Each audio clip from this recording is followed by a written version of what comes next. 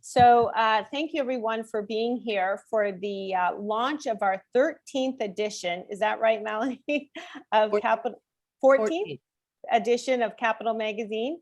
So this is a magazine that the Board of Trade has published in partnership with the Gordon Group over the last few years. We do 3 editions a year, and each one has a theme that is important to the economic conversations that are going on in our city at the time.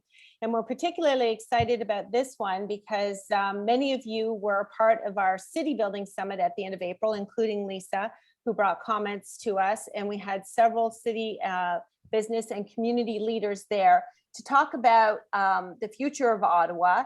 And we really were interested in creating a community conversation about what that would look like, to amplify the concept that we all have a part to play in that, and to celebrate the many assets that we have in Ottawa to build on.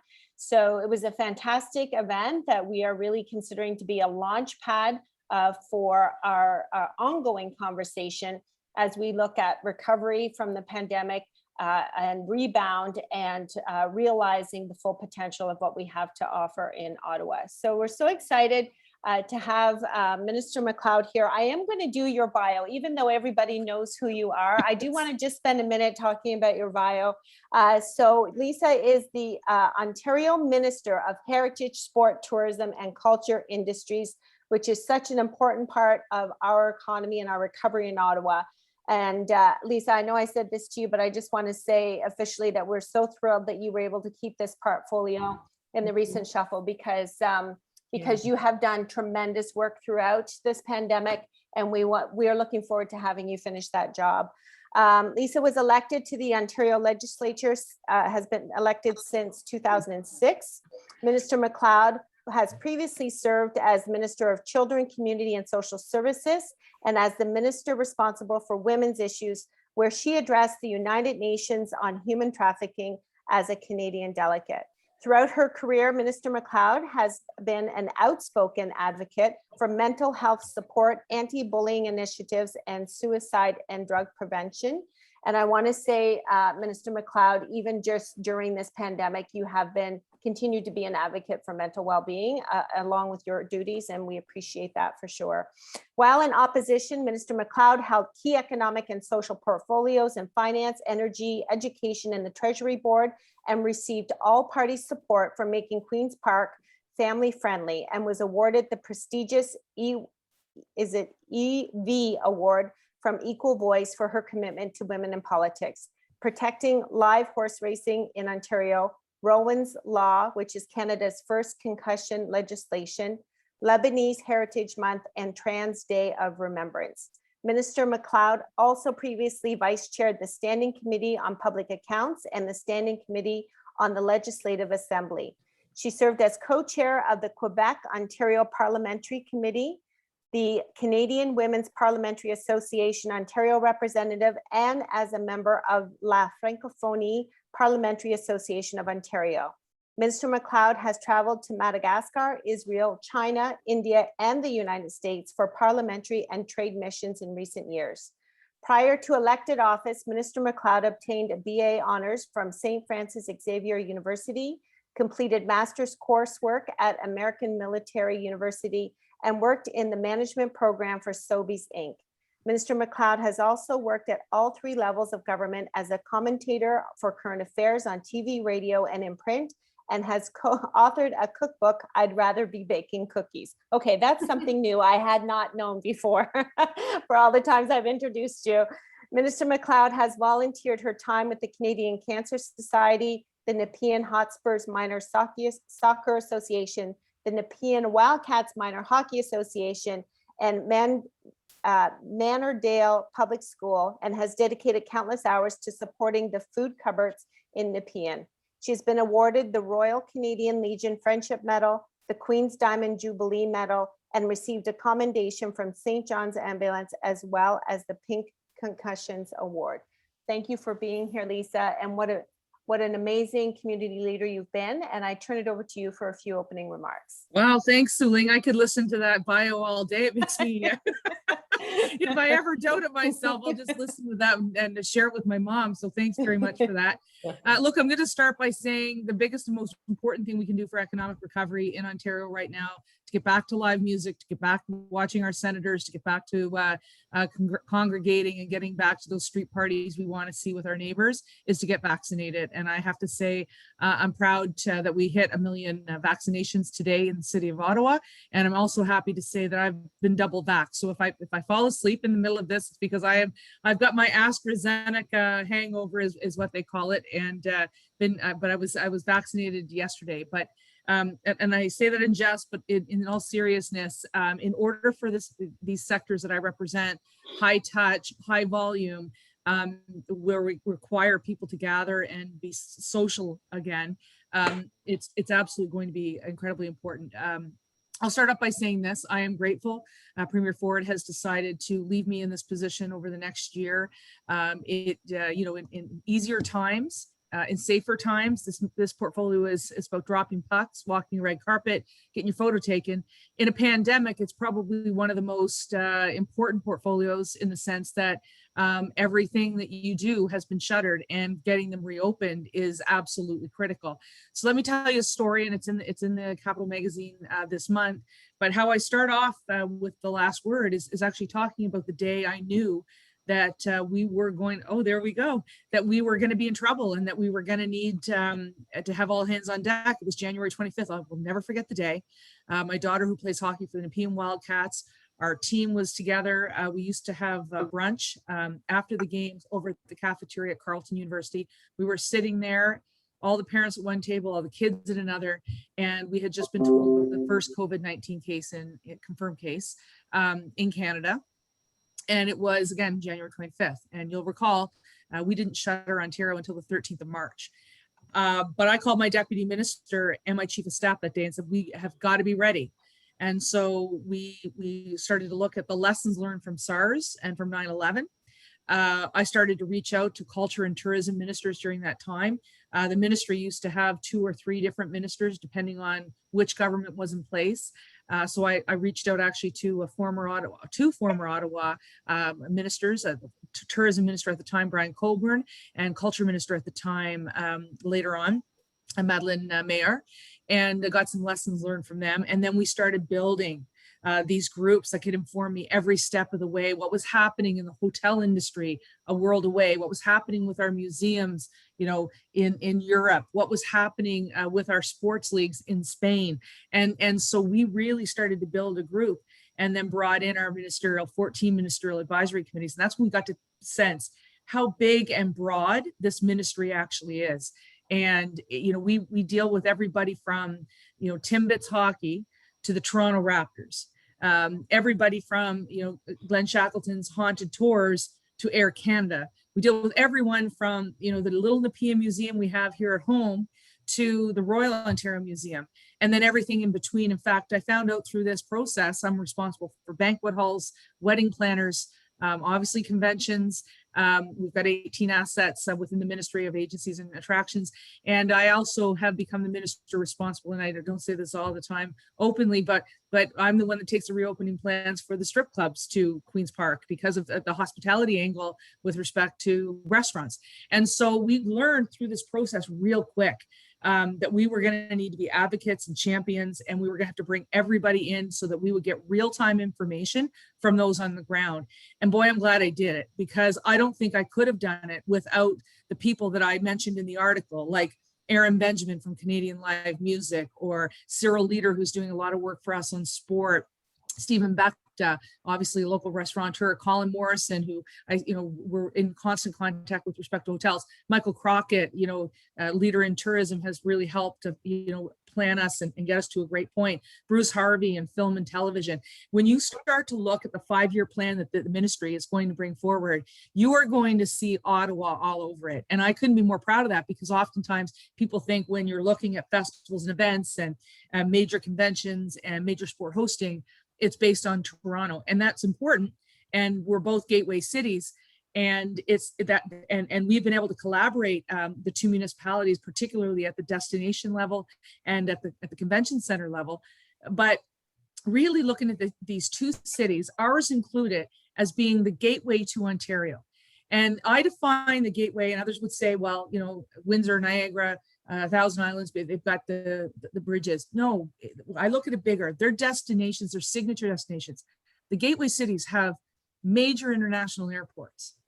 They have major cultural attributes, whether it's here in Ottawa, when you're looking at the NAC or the Museum of Nature, any of the major cultural assets that we have. And then, of course, the two convention centers, our Shaw Centre, which I'm very proud to be the minister responsible for, and the Metro Toronto Convention Centre, which I'm very proud to be responsible for. And when you look at those, you know, gateway cities, Ottawa clearly is one. And so in order for Ontario to fully recover from this economic and social crisis that has become a result of the health crisis, Ottawa and Toronto need to lead that recovery, and they'll lead it within these sectors. Manufacturing has, you know, had the uptick. Many of our retail will come back very quickly. It's getting people to come back as visitors to where we love to live. And they're going to want to come back here for two reasons. One is going to be for leisure, which I think will be easier to get back over this shorter term. And the second is going to be business. And that's why I'm going to have a lot of focus on the Shaw Centre as we move forward. And been working hand in glove with Nina Kressler at the Shaw Centre and her entire team. Thankfully, they're members of this agency, but we are agencies of this ministry. But we're going to continue to build that out. And one of the key things that came out of our task force economic recovery plan that was tabled last week by the chair, Tim Hudak, was that we need to have a convention center plan to bring back business from around the world. I'm absolutely committed to that. And so one of the things that we're doing within the ministry is continuing to work at the Jobs and Recovery Committee level of cabinet, of which I was joking, but not so much with Suling prior to that. Most of the reports that go there for reopening come from our sectors. And so making sure that we have the capacity limits, the rigorous sanitation protocols, you know, making sure that testing is where it needs to be in order for us to build back stronger. And so we continue to do that. And the task force, again, identified Ottawa as a gateway city, said that, you know, we need to make sure that we continue to support our convention centers. They had also a number of other great ideas that build off of the $150 million travel incentive that will kick in terms of bringing people to other attractions that they may not go to. So that's really important. The next thing that I think is really critical, and I'll be making an announcement next week. I'll be making a couple of announcements next week, many of which will be benefiting the city of Ottawa, but is the festival notion. And, you know, Janet LeBlanc, just before we all got started, was talking about we need this big street party. Well, let me tell you something. The Reconnect Festival event program has a $20 million fund. This year, for the first time in the history of this ministry, we had $51 million in requests. That's how much people want to get back together and do what they can do best, which is be together. And unfortunately, because of the way the pandemic has rolled out, the Reconnect Festival and event program this year is either virtual and online, or it is a drive-in and drive-through, or a hybrid model. But I think when we start to see a year out from now, when we can safely gather together, there is going to be an insatiable thirst for people to be able to travel across the province and go to festivals and events that support our shared Ontario history, but also the diversity that we have. I can't wait, for example, to go to Greek Fest. And because it's one of my favorite things, or Lebanese festivals, because I love the food, I love the culture. And I think that we're all going to want to start to explore and experience that again. And so we're going to make sure that we look at the Reconnect Festival and that program over the next year, see how we can make it available and accessible to as many people as possible, but also tie into that sport hosting. And this is where I want to go next. You know, Ontario has got to plan out, yes, for business travel. We've got to plan out for, yes, festivals and celebrations when we get out of this, but we also have to have our eye on the ball with sport hosting. Now, sport hosting could be anything from the FIFA World Cup, which I suspect we're going to get in Toronto, and then figuring out how do we make sure that there's ancillary benefits to locations like the city of Ottawa. It can be as simple as the Bell Capital Cup over 2 weeks during the Christmas holidays, when every parent and their dog are coming to and descend upon the nation's capital, and they're staying in our hotels and they're eating at our restaurants, And, between games, they're finding entertainment opportunities for the kids. And I know this firsthand because I happen to be a hockey mom, and I know that I would say I was probably one of the best tourists ever, because you're going to 4 or 5 tournaments a year across the province. That is fueling the local economy like no other. And, again, I can tell you just from my own personal experience, you're staying 2 or 3 nights in a hotel, you're only eating at restaurants. And between games, you're trying to find ways for the kids to relax, whether that's a game of bowling, taking them to a museum, an escape room, doing other things. And it really fuels the economy. So sport hosting has to be absolutely critical to the recovery of Ontario. I've already spoken just yesterday with the mayor about some opportunities that we may have in Ottawa, that we can really build on. And then building back with our pro sports is going to be absolutely critical, because as we want to engage young athletes back into sport post-pandemic, we're really going to need to rely on the Red Blacks, the 67s, the Senators, to really remind kids why they love to play a game. And so we've endeavored, and that's why I've worked with Cyril Leader and his group, to really leverage our relationships with our professional sports to get kids back into participation for a couple of reasons. Look, I'm talking about the economy right now, but let's talk about mental well-being of children and physical well-being of children and getting them back engaged. And I think there's a space there for the recovery of Ottawa in really being a participation city and really looking at that. And, there's other things that we've been doing as well that we really felt were necessary. A lot of people would say, why are you funding events that aren't taking place? Lisa, the museums are shuttered. Why are you funding them?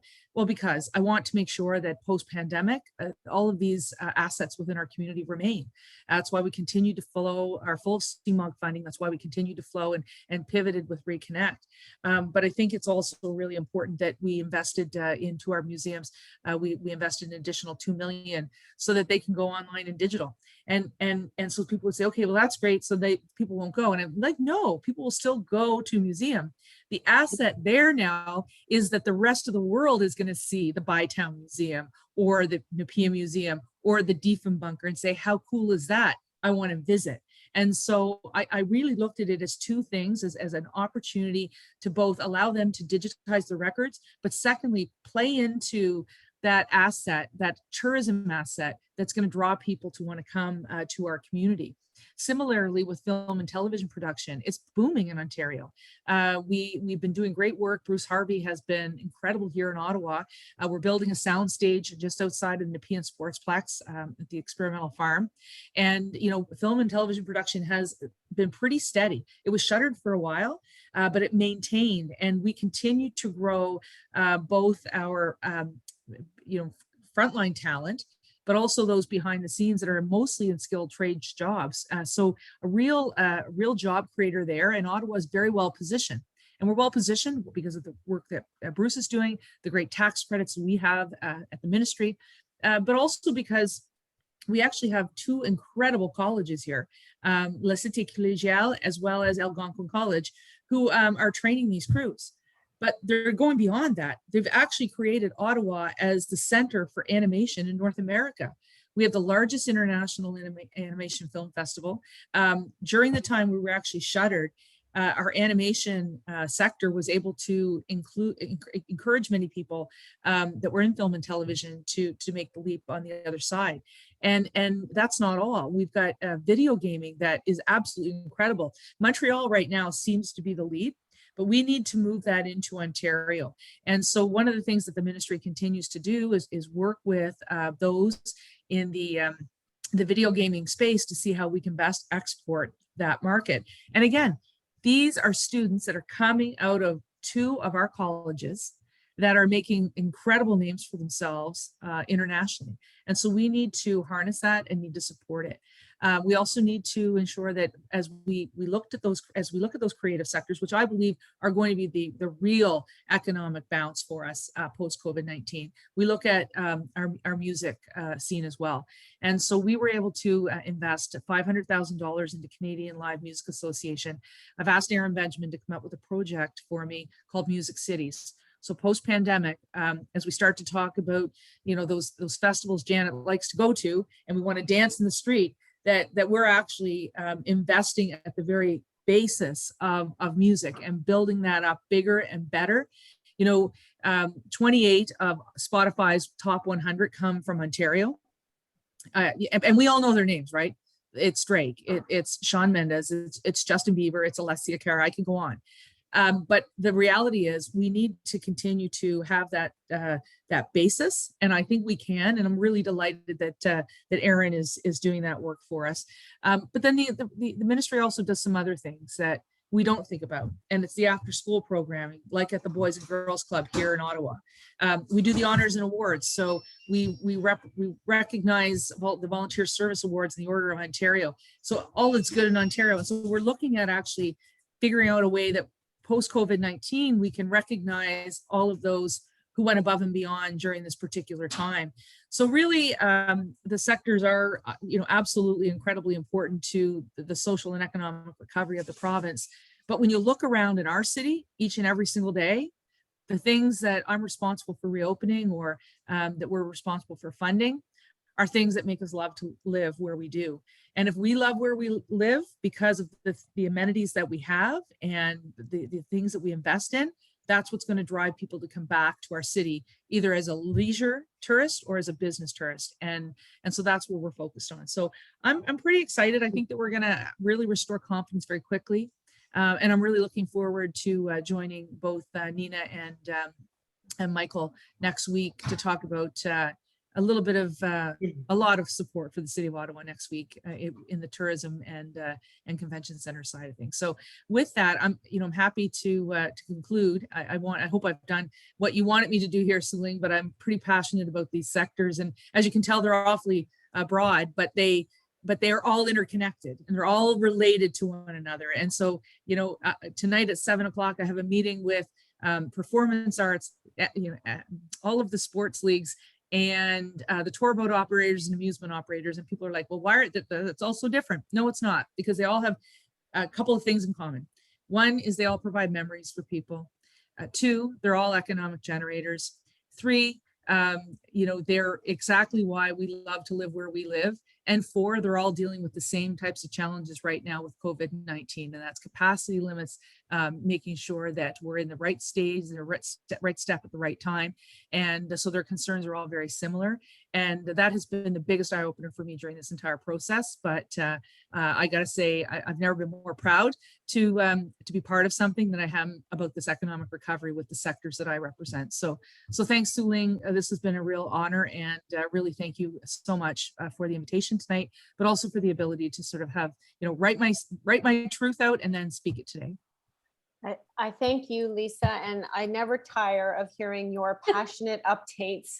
I really don't, and there's so much going on and changing, and you always have positive announcements to give us hope and inspire many sectors of our community. And if Ottawa and Toronto are the gateways to the province, your sectors are really the front door to all forms of economic development. And that's what I really believe, because if we're building a city that people want to visit, we're building a city where people want to live and open businesses and come to work. And all of those things are completely interconnected.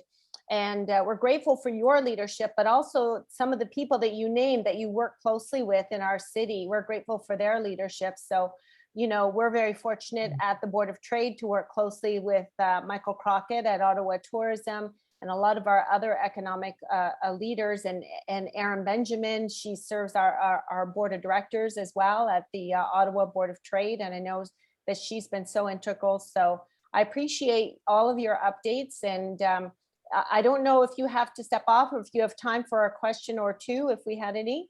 Yeah, I'm happy to take some questions. Any comments or questions for Lisa at all? Janet's going to ask you about the block party now. I'm there. It'll be on Albion Falls Drive in Nepean. Well, it's music to my ears in terms of, when you mention about experiences. Of course, I work in the area of customer experience management and help many of the organizations in the city, the gallery, the National Arts Center, the Mint, the Museum of Nature, the colleges and universities, et cetera, to improve their client experiences. And this field is really starting to shift to an area where we're going to be talking about curated experiences. And all the examples that you provided in terms of the arts and sports, etc., is really about how do we curate the experience for those people who are the hockey moms, they're in town for, for 3 or 4 days, so that we ensure that they really create those memorable experiences within our city and really capitalize on all the fantastic features that we have that we all love so much. And sometimes others don't know about. So your programs and the depth and spread of it is really quite impressive and very encouraging. So thank you. Thank you very much. I love that you talked about the curated experience, because one of the things I challenged the task force to do is look at what itinerary-based travel would look like across Ontario.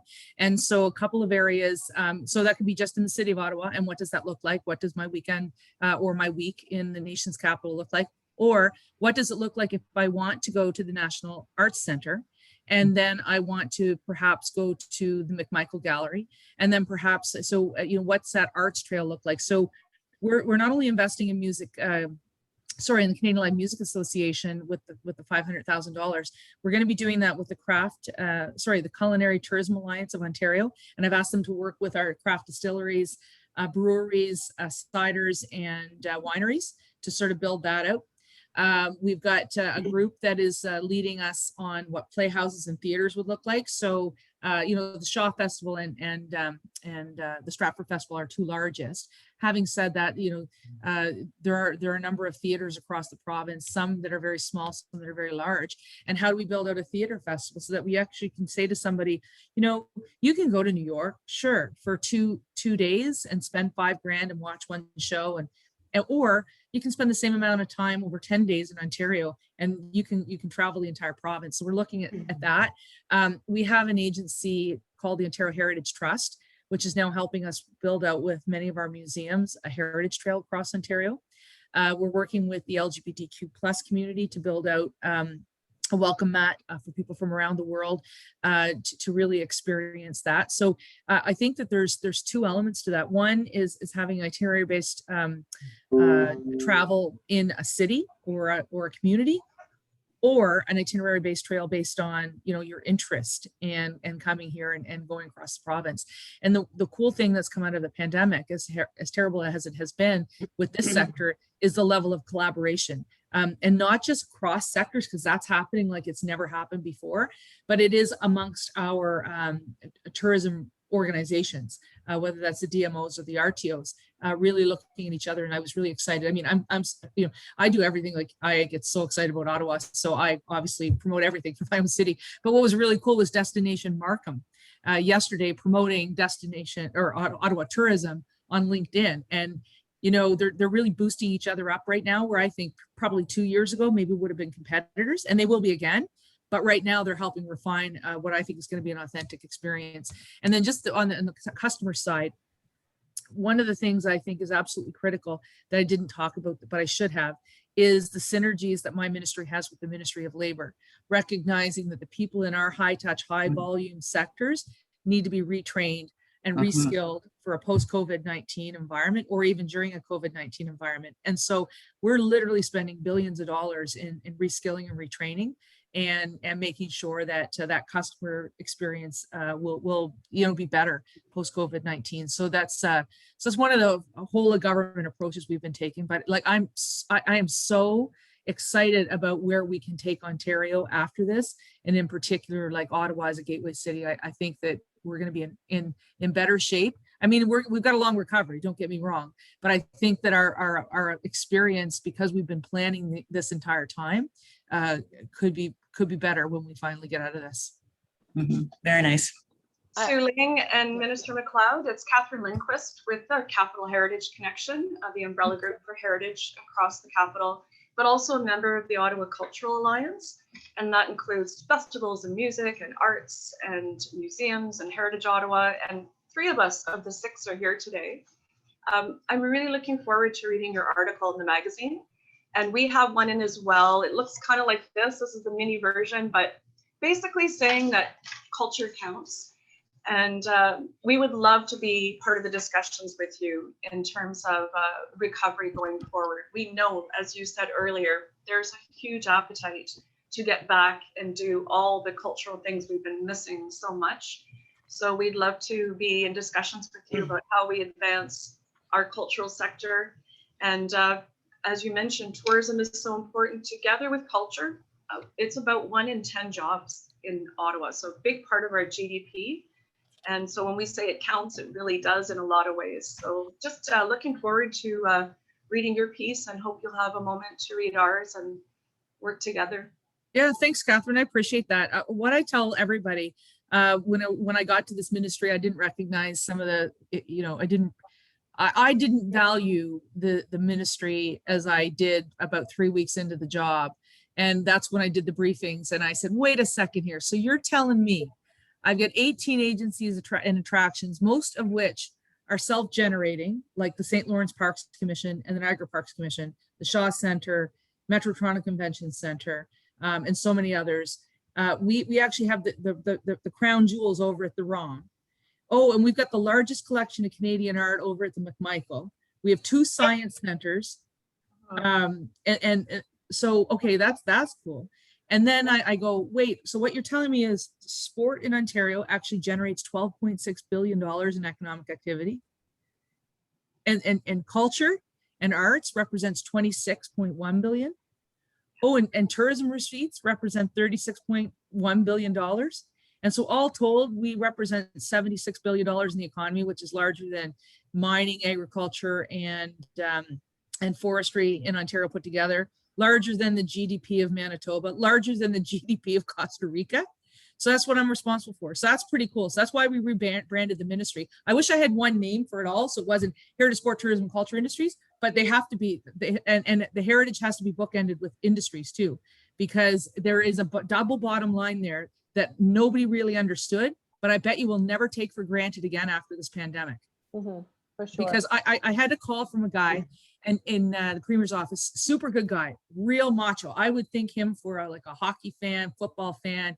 And he texted me when we had a brief interlude, remember about a month or 2 ago when we were allowed to open things, and the McMichael Gallery was going to be opened. And he texted me and he basically told me this was what his wife has wanted for a year and a half. She just wanted to sit and look at the art. And that for him was like the best thing. And I was like, wow, that's like, I just didn't get that. And it's the same with so many of my friends that I thought, would have poo-pooed me saying, we're investing into a festival. Listen, I put $1 into a festival, we get 21 back in a community. People don't know that math. And so I had to, when I first started and before the pandemic, and I was talking about, I was investing in this and we got put one in, we get 21 back. And I had columnists ridiculing me on Twitter. And I'm thinking, you don't realize that until you figure out how many people, and we're not just talking about the artist that gets paid. Yeah, probably a lot of money. We're talking about the massive, advertising campaigns that go into that. We're talking about the jobs of people that set up the whole facility, like the sound system people, like Michael Wood, all of those guys. They're doing their entire business model is placed on festivals and events. It's the rentals, it's the revenue coming into the municipalities. And so of course, when you start to look at this and you drill down, this isn't just a nice to have in a civilized society and in a growing economy. It is a must have.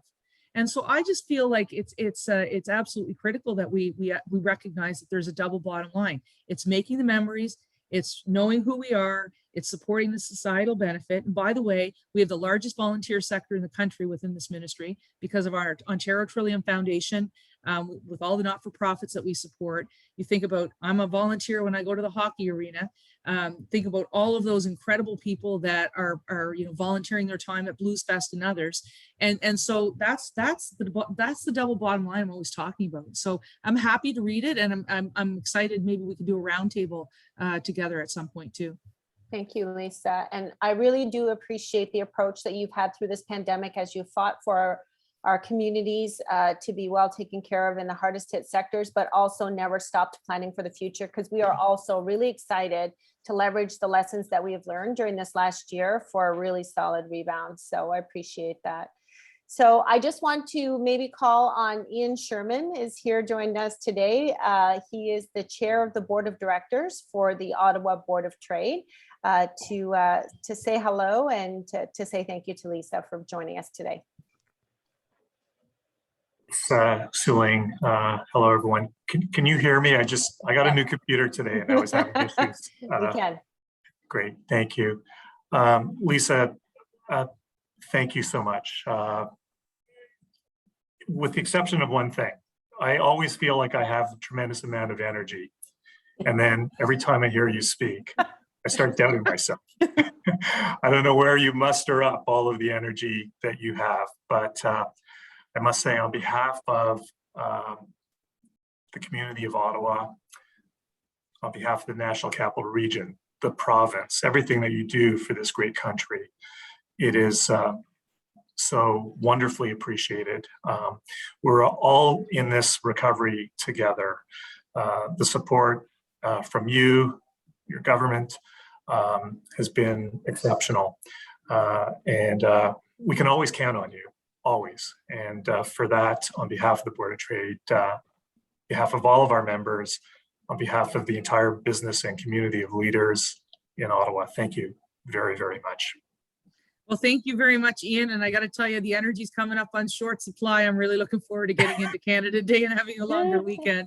But it's good. So thank you all so much. What a really incredible honor to be with you guys tonight. And please call on me anytime. I really enjoy meeting with you folks and really trying to get things back on track, which I believe we will. I believe so too. So Thank you're welcome to stay for another few minutes. If you want to see the front of the magazine, I'm going to turn it I over. would love to see it, but I just had a call from the finance No, minister. okay. So he's a very important person when I'm always asking them for money. Well, we'll get you your copies at your office, and we look forward to seeing you again soon. Awesome. Thank Thanks, you. guys. Very Take good. Thank you, care. Lisa. Keep calling Bye-bye. on us. Thank you. Bye-bye. Yes, keep calling on us. So it's my pleasure now to introduce Melanie Williams, who is a part of the Gordon Group team, along with Terry, who's our project manager. And to say a few words, Melanie, can I turn it over to you? Yeah, sure. Hi, everybody. Thanks for being here. And I'm sorry Lisa didn't have a chance to see this. I didn't want to stick it up there while she was talking. However, we have a sneak peek, and I guess you'd all have to look at this through a mirror because at least for me, it's backwards. But we have an advanced copy here of Capital. It's, at the printer and soon to be delivered. But we're very proud of this issue, and I think that a debt of gratitude again to Suling and the Ottawa Board of Trade. Fabulous collaboration on this one, as always. These last three virtual productions have been a bit challenging, but honestly, for this one, I'd say that it went very smoothly from the standpoint of Suling, your direction early on that let's leverage this wonderful city building summit that you hosted. I've found it fascinating. I mean, I've got a background in some geography and urban planning, and I just found a lot of the speakers and the notions being covered were very exciting. And the plan to 2046 from the city. What I really loved about this, beyond the city building summit, this highlights a lot of the wonderful themes, is that it gave a voice to our business community and to our political leaders. Like Lisa was saying, she's got the last word again on the back page here, and a fabulous picture of her. It gave a voice to a lot of those of you that are here today. Yes, here's this one that you were mentioning on the culture. So that's a wonderful spread. So it was great to be able to offer that option for organizations to lend their voice to how they're contributing to city building, just like in the last one, some of their dynamic women that contributed to leadership roles. So this was really a fun one, and I look forward to you all reading it. I'd like to thank you, of course, again, Su Ling, for your collaboration on this. And I know you're a very busy woman, and Terry, of course, steering the whole thing and keeping us on track. Stefan Pigeon, he's many of you might know, was the lead on helping to get all this wonderful various advertisers, because it wouldn't be possible without you. So thank you all so much from that perspective. And I think capitalmag.ca goes live right after this launch. And we certainly look forward to, you're being able to receive it in your inboxes as well. Your mailboxes, I should say. Remember those mailboxes. And hopefully, as you mentioned, Su Ling, the next one, it'll be wine and cheese again, like we've done before. And that's when you can all take home your own copy, because they're all sitting on desktops and it's a proper launch. So thank you for pivoting with us as we try to make the most of this type of a venue. But trust me, it looks great, and you'll be seeing it soon. Capitalmag.ca, and of course this print edition is wonderful to thumb through. So thanks to everyone, including our writers as well. We forget to mention our writers, but they really help to bring it all home. So they make it for sure. So thank you for your leadership, Melanie, and your partnership. And there's a lot in that magazine for every Ottawa business leader, community leader, and resident to be proud of and to see themselves in and be engaged with. So we're excited about it. I think we're getting close to our time now. So I want to thank everyone who supported the magazine. We look forward to it, continue to promote it and share it. And we look forward to seeing you again next time. So thank you, everyone. Good night. thank you. Thanks very much. Thanks, everyone. Ed? Thanks, everyone.